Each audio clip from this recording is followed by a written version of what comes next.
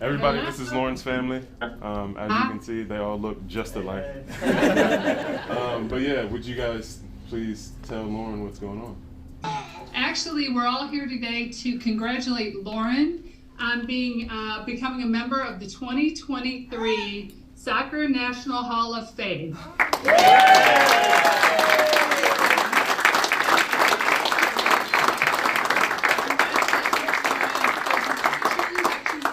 Thank you all.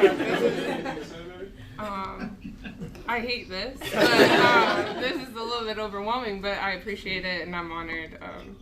And it was always an honor to represent our country, so thank you so much.